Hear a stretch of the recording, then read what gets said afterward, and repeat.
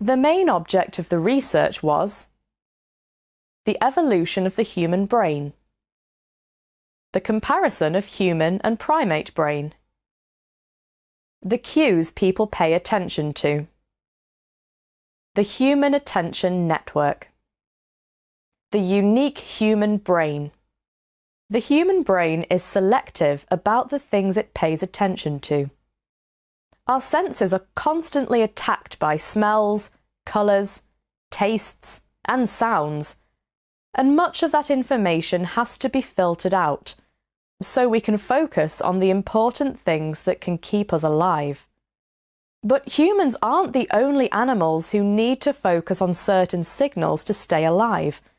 So what sets us apart?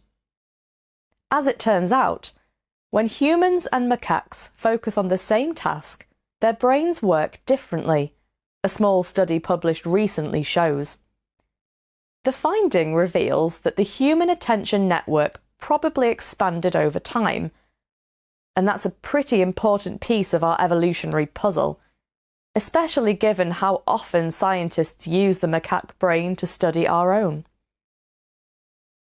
During the test, the humans and the monkeys had to memorize a picture, like a green car, for instance.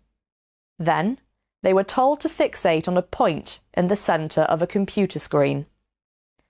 As the monkeys and the humans stared at the point, a stream of images appeared in various parts of the screen, at a rate of about 10 objects per second.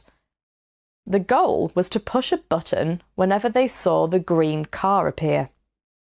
The data captured during the test showed that the region of the human brain that plays a key role in redirecting attention doesn't have an equivalent in the macaque brain.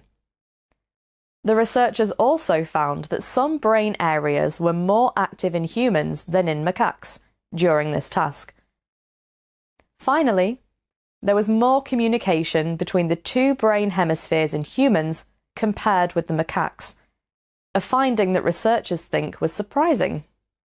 The increased communication doesn't necessarily mean that the way the human brain operates is better, however.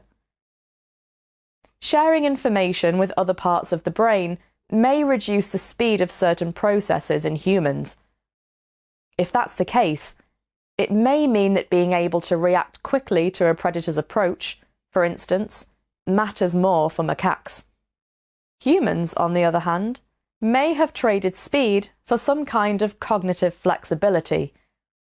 These differences point to a larger message. Humans seem to have developed an additional attention control network over evolutionary time.